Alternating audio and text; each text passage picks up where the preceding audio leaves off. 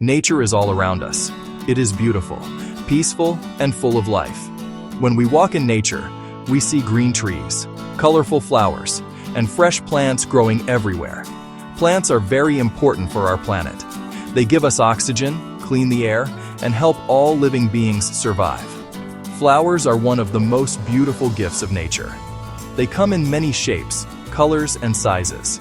Some flowers are bright and colorful, like roses and tulips.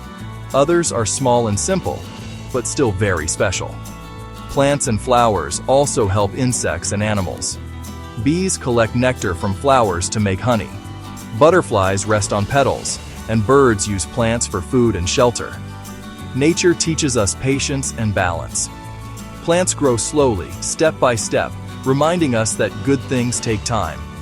By protecting nature, we protect our future. Simple actions like planting flowers, saving water, and respecting the environment can make a big difference. Let's take care of nature because nature takes care of us.